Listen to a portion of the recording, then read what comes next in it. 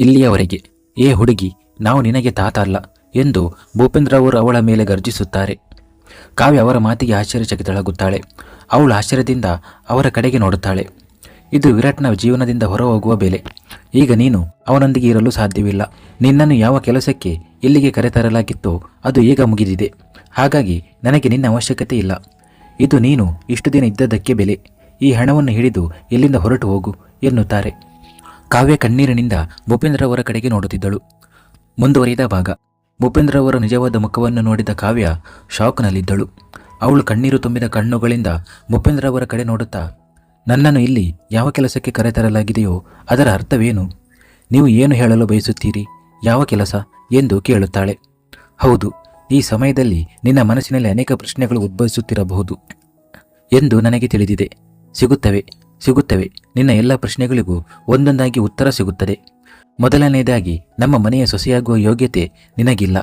ಇದು ನಮ್ಮ ಅನಿವಾರ್ಯತೆಯಿಂದ ನಿನ್ನನ್ನು ಸೊಸೆಯಾಗಿ ಮನೆಗೆ ಕರೆತರಬೇಕಾಯಿತು. ವಿವೇಕ್ ನಿನ್ನನ್ನು ಮದುವೆಯಾಗುತ್ತೇನೆ ಎಂದು ಏಕೆ ಹೇಳಿದನೋ ಗೊತ್ತಿಲ್ಲ. ಆದರೆ ಆಗ ನನ್ನ ಗುರುಗಳು ನಿನ್ನ ಜಾತಕವನ್ನು ನೋಡಿ ನನಗೆ ಹೇಳಿದರು. ನೀನು ಕೆಲವು ತಿಂಗಳುಗಳ ಕಾಲ ನನ್ನ ಮನೆಯ ಸೊಸೆಯಾದರೆ ನಮ್ಮ ಮನೆಯ ಎಲ್ಲ ಸಮಸ್ಯೆಗಳು ಪರಿಹಾರವಾಗುತ್ತವೆ.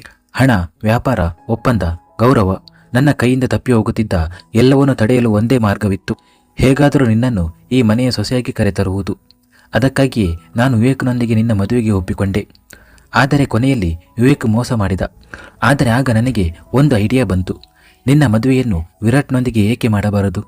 ಅದರಿಂದ ಒಂದು ಕಡೆ ನೀನು ಈ ಮನೆಯ ಸೊಸೆಯಾಗುತ್ತಿ ಮತ್ತು ಇನ್ನೊಂದು ಕಡೆ ಆ ಬಡಗಿತ್ತಿ ವರ್ಷಾಳಿಂದಲೂ ವಿರಾಟ್ಗೆ ಬಿಡುಗಡೆ ಸಿಗುತ್ತಿತ್ತು. ಇದನ್ನು ಕೇಳಿದ ತಕ್ಷಣ ಕಾವ್ಯಳ ಕಾಲ ಕೆಳಗಿನ ಭೂಮಿ ಜಾರಿದಂತಾಯಿತು. ಇದರರ್ಥ ನೀವೇ ವಿರಾಟ್ ಮತ್ತು ವರ್ಷ ಅವರನ್ನು. ಹೌದು, ನಾನೇ ಇಬ್ಬರನ್ನು ಬೇರ್ಪಡಿಸಿದೆ. ವರ್ಷಾಳಿಗೆ ತಪ್ಪು ಔಷಧಿ ಕೊಟ್ಟು ಸಾಯುವಂತೆ ನಾನು ಡಾಕ್ಟರ್ಗೆ ಹೇಳಿದೆ. ಏಕೆಂದರೆ ಆ ಸಾಮಾನ್ಯ ಹುಡುಗಿ ನನ್ನ ಮನೆಯ ಸೊಸೆಯಾಗುವುದನ್ನು ನಾನು ಬಯಸಲಿಲ್ಲ. ನನ್ನ ಗೌರವ, ವೈಭವಕ್ಕಾಗಿ ನಾನು ಯಾವುದೇ ಹಂತಕ್ಕೂ ಹೋಗಬಲ್ಲೆ ಎಂದು ನಿನಗೆ ತಿಳಿದಿಲ್ಲ. ಯಾವುದೇ ಹಂತಕ್ಕೂ. ಅವರು ತುಂಬ ಕೋಪದಿಂದ ಮಾತನಾಡುತ್ತಾರೆ. ಕಾವ್ಯ ಒಳಗಿನಿಂದಲೇ ಹೆದರುವಷ್ಟು. ಮತ್ತು ಒಂದು ರಹಸ್ಯದ ವಿಷಯ ಹೇಳಬೇಕು. ಆವತ್ತು ರಾಹುನ ಅಪಘಾತವನ್ನು ಸಹ ನಾನೇ ಮಾಡಿಸಿದ್ದು. ಅವನನ್ನು ಸಾಯಿಸಿದವನು ನಾನೇ. ಏಕೆಂದರೆ ನನ್ನ ಕುಟುಂಬದ ಹೆಸರು ಕೋರ್ಟ್ ಕಚೇರಿಗೆ ಹೋಗುವುದು, ನಮಗೆ ಕೆಟ್ಟ ಹೆಸರು ಬರುವುದು ನನಗೆ ಇಷ್ಟವಿರಲಿಲ್ಲ ಎಂದು ಹೇಳಿದಾಗ ಇದು ಕಾವ್ಯಳಿಗೆ ಮೂರನೇ ಆಘಾತವಾಗಿತ್ತು. ಅವಳು ಇನ್ನು ತನ್ನ ಒದ್ದೆಯಾದ ಕಣ್ಣುಗಳಿಂದ ಭೂಪೇಂದ್ರವರನ್ನು ನೋಡುತ್ತಿದ್ದಳು. ಭೂಪೇಂದ್ರರವರು ತನ್ನ ಸಿಗರನ್ನು ತುಟಿಗಳ ನಡುವೆ ಇಡುತ್ತಾ, ಏನು ನೋಡುತ್ತಿದ್ದೀಯಾ ಎಂದು ಕೇಳುತ್ತಾರೆ. ನೋಡುತ್ತಿದ್ದೇನೆ, ಒಬ್ಬ ಮನುಷ್ಯನಿಗೆ ಎಷ್ಟು ಮುಖಗಳಿರಬಹುದು ಎಂದು. ಹೀಗೆ ಯಾರಾದರೂ ಒಳ್ಳೆಯತನದ ನಾಟಕವಾಡಲು ಸಾಧ್ಯವೇ? ನಿಮಗೆ ಸ್ವಲ್ಪವೂ ಯಾರ ಮೇಲೂ ದಯ ಇಲ್ಲವೇ? ಎಂಥ ಮನುಷ್ಯ ನೀನು ಎಂದು ಕಾವ್ಯ ಹೇಳುತ್ತಾಳೆ.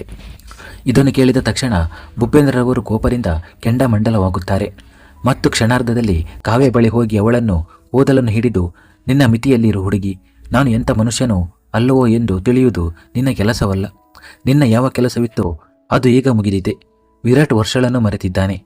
ಈಗ ನನ್ನ ವಿವೇಕ ಕೂಡ ವಾಪಸ್ಸು ಬಂದಿದ್ದಾನೆ ಮತ್ತು ನನ್ನ ವ್ಯವಹಾರವು ಉತ್ತುಂಗಕ್ಕೇರುತ್ತಿದೆ.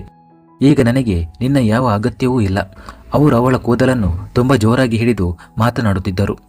ಬಿಡಿ, ದಯವಿಟ್ಟು, ನನಗೆ ತುಂಬ ನೋವಾಗುತ್ತಿದೆ ಎಂದು ಕಾವ್ಯ ಹೇಳುತ್ತಾಳೆ. ಭೂಪೇಂದ್ರರವರು ಕ್ಷಣಾರ್ಧದಲ್ಲಿ ಅವಳ ಕೂದಲನ್ನು ಬಿಟ್ಟು, ಈ ಹಣವನ್ನು ತೆಗೆದುಕೊಂಡು ಇಲ್ಲಿಂದ ತುಂಬ ದೂರ ಹೋಗು.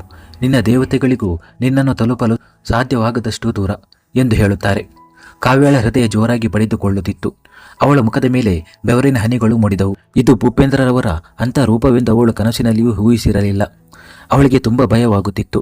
ಆದರೆ ಮರುಕ್ಷಣ ಅವಳು ಕಣ್ಣು ಮುಚ್ಚಿ ವಿರಾಟ್ನನ್ನು ನೆನಪಿಸಿಕೊಳ್ಳುತ್ತಾಳೆ ಮತ್ತು ನಂತರ ಪೂರ್ಣ ಆತ್ಮವಿಶ್ವಾಸದಿಂದ, ನೀವು ಹೇಳಿದ್ರಿ ಅಂತ ನಾನು ವಿರಾಟ್ನನ್ನು ಬಿಟ್ಟು ಹೋಗುತ್ತೇನೆಯೇ? ಎಂದಿಗೂ ಇಲ್ಲ. ಮತ್ತು ವಿರಾಟ್ ನನ್ನನ್ನು ತನ್ನಿಂದ ದೂರ ಹೋಗಲು ಬಿಡುತ್ತಾನೆಯೇ? ಇಲ್ಲ ಎಂದು ಹೇಳುತ್ತಾಳೆ.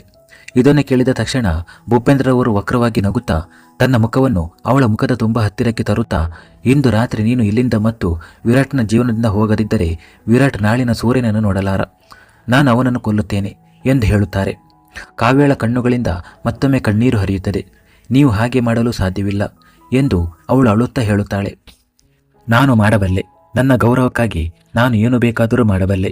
ವಿರಾಟ್ನನ್ನು ನನ್ನ ಕೈಯಿಂದಲೇ ಕೊಲ್ಲಬಲ್ಲೆ ಮತ್ತು ಹಾಗೆ ಮಾಡುವಾಗ ನನ್ನ ಕೈ ಸ್ವಲ್ಪವೂ ನಡುಗುವುದಿಲ್ಲ.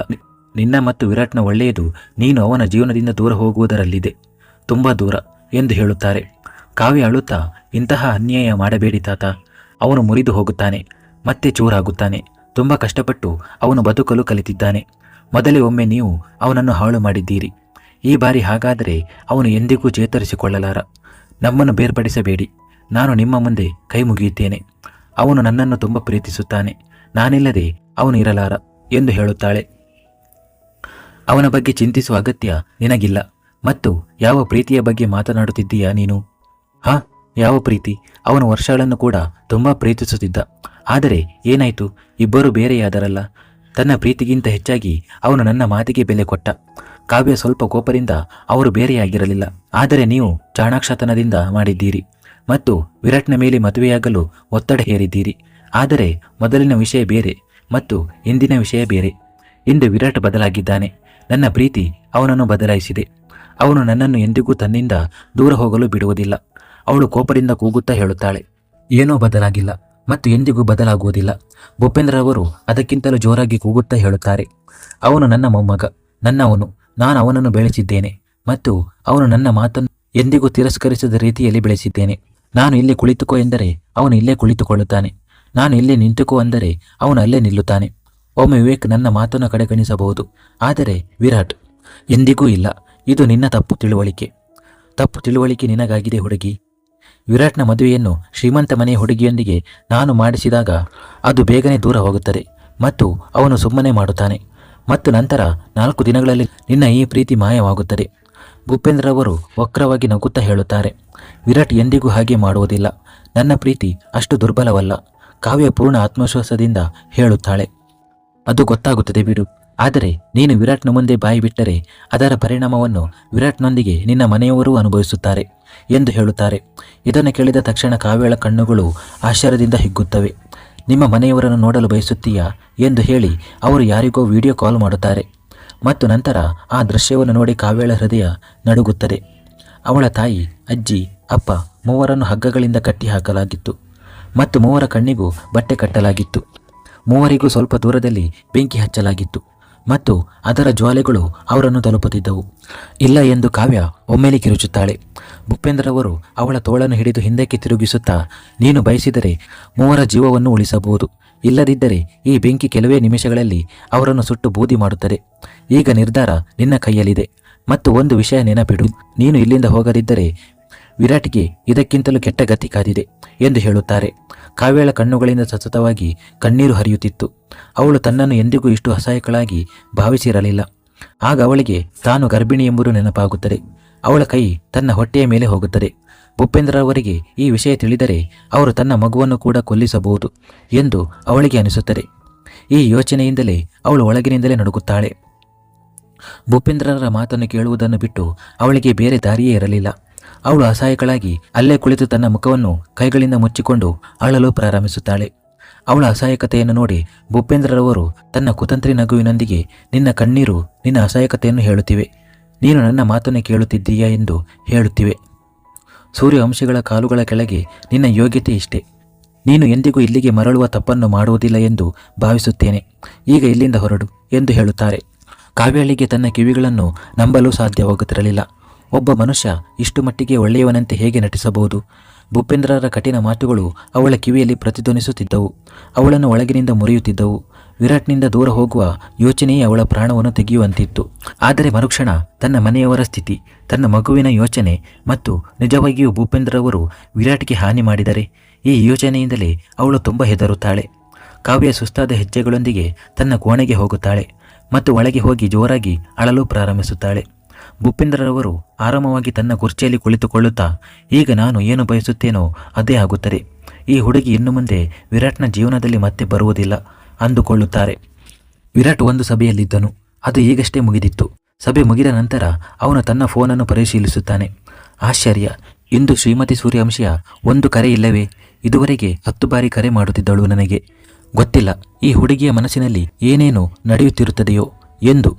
ನಂತರ ಅವನು ತನ್ನ ಫೋನು, ತನ್ನ ಲ್ಯಾಪ್ಟಾಪ್ ಇತ್ಯಾದಿಗಳನ್ನು ತೆಗೆದುಕೊಂಡು ಮನೆಗೆ ಹೊರಡುತ್ತಾನೆ. ರಾತ್ರಿ 10 ಗಂಟೆಯಾಗಿತ್ತು. ಉಷಾ ಮತ್ತು ಗಹನ ಇನ್ನೂ ಬಂದಿರಲಿಲ್ಲ. ಸುಮಾರು 10 ಗಂಟೆಗೆ ವಿರಾಟ್ ಮನೆಗೆ ತಲುಪುತ್ತಾನೆ. ಅವನು ಒಳಗೆ ಬರುತ್ತಾನೆ. ಆಶ್ಚರ್ಯ, ಇಂದು ಹಾಲ್ನಲ್ಲಿ ಯಾರೂ ಇಲ್ಲವೇ? ಎಲ್ಲರೂ ಎಲ್ಲಿ ಹೋದರು? ಹೀಗೆ ಯೋಚಿಸುತ್ತಾ ಅವನು ತನ್ನ ಕೋಣೆಗೆ ಹೋಗುತ್ತಾನೆ.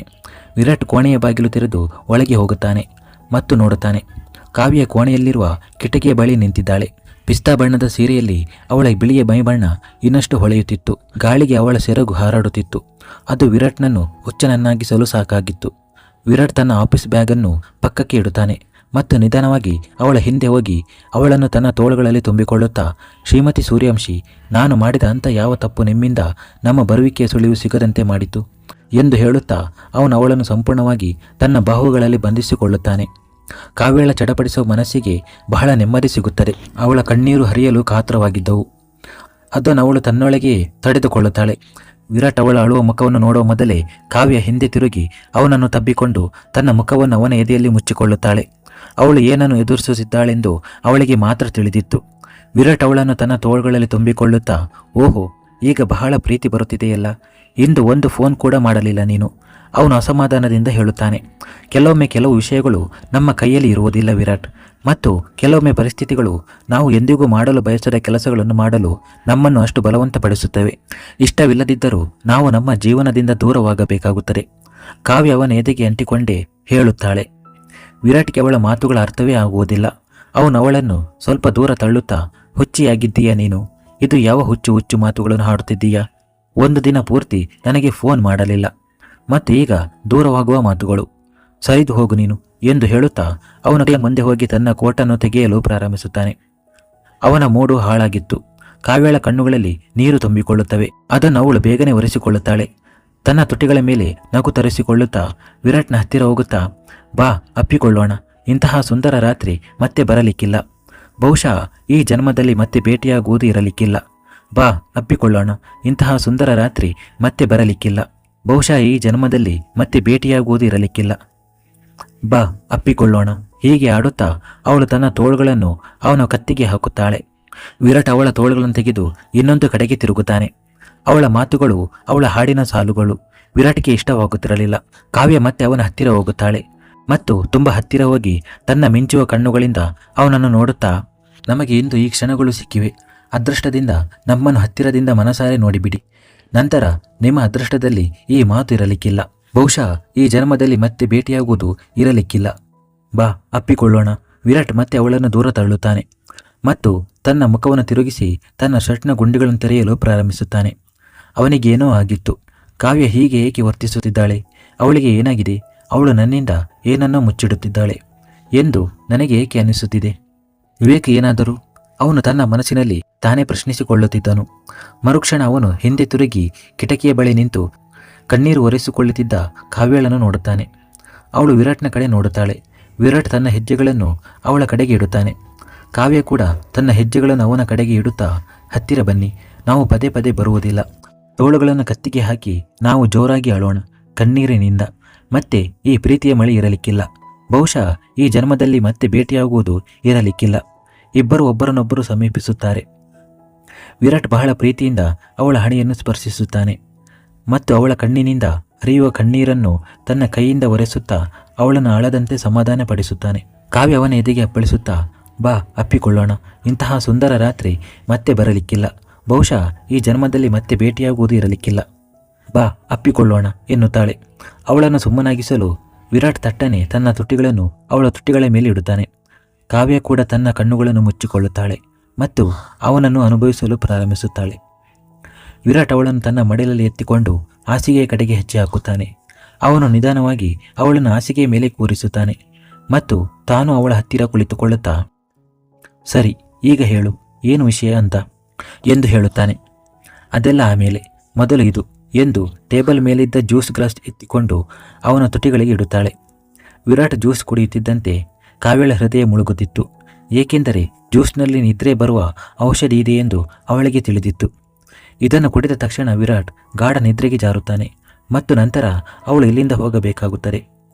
ತನ್ನ ಮನೆಯಿಂದ ದೂರ, ತನ್ನ ವಿರಾಟ್ನಿಂದ ದೂರ, ತನ್ನ ಪ್ರೀತಿಯಿಂದ ದೂರ. ಮತ್ತು ಅದೇ ಆಗುತ್ತದೆ. ಜ್ಯೂಸ್ ಕುಡಿದ ಸ್ವಲ್ಪ ಹೊತ್ತಿನಲ್ಲೇ ವಿರಾಟ್ ಬಹುತೇಕ ಪ್ರಜ್ಞೆ ತಪ್ಪಿದವನಂತೆ ಮಲಗುತ್ತಾನೆ. ಕಾವ್ಯ ಅವನ ಎದೆಗೆ ಅಪ್ಪಳಿಸಿ ತುಂಬ ಅಳುತ್ತಾಳೆ. ಅವಳು ಅವನ ಮುಖವನ್ನು ಎಷ್ಟು ಬಾರಿ ಚುಂಬಿಸಿದಳೋ ಗೊತ್ತಿಲ್ಲ. ಅವನ ತುಟಿಗಳನ್ನು ಚುಂಬಿಸುತ್ತಾಳೆ. ನನ್ನನ್ನು ಕ್ಷಮಿಸಿಬಿಡು ವಿರಾಟ್, ನೀನು ತಂದೆಯಾಗುವನಿದ್ದೀಯ. ಈ ವಿಷಯವನ್ನು ಮುಚ್ಚಿಟ್ಟು ನಾನು ಹೋಗುತ್ತಿದ್ದೇನೆ, ಏಕೆಂದರೆ ನನಗೆ ಬೇರೆ ದಾರಿಯೇ ಇರಲಿಲ್ಲ. ಆದರೆ ನನ್ನನ್ನು ಎಂದಿಗೂ ದ್ವೇಷಿಸಬೇಡ. ನಮ್ಮ ಪ್ರೀತಿಗೆ ಸಾಕ್ಷಿ ನೀಡು, ನನ್ನ ನಂಬಿಕೆಗೆ. ಮತ್ತು ಅವಳು ಇಲ್ಲಿಂದ ಹೋಗುವ ಸಮಯವೂ ಬರುತ್ತದೆ. ಮನಸಾರೆ ಅವಳು ವಿರಾಟ್ನನ್ನು ನೋಡುತ್ತಾಳೆ ಮತ್ತು ನಂತರ ಅಲ್ಲಿಂದ ಹೊರಡುತ್ತಾಳೆ ಮತ್ತು ಮನೆಯಿಂದ ಹೊರಗೆ ಹೋಗುತ್ತಾಳೆ. ತನ್ನ ಕೋಣೆಯ ಕಿಟಕಿಯಲ್ಲಿ ನಿಂತಿದ್ದ ಭೂಪೇಂದ್ರರವರು ಅವಳನ್ನೇ ನೋಡುತ್ತಿದ್ದರು. ಕಾವ್ಯ ಅಲ್ಲಿಂದ ಹೊರಟ ತಕ್ಷಣ ಅವರು ಯಾರಿಗೂ ಫೋನ್ ಮಾಡುತ್ತಾರೆ. ಹೌದು, ಅವಳು ಮನೆಯಿಂದ ಹೊರಟಿದ್ದಾಳೆ, ಅವಳನ್ನು ಮುಗಿಸಿಬಿಡಿ, ಅವಳ ಹೆಣ ಕೂಡ ಸಿಗಬಾರದು ಎಂದು ಹೇಳುತ್ತಾರೆ.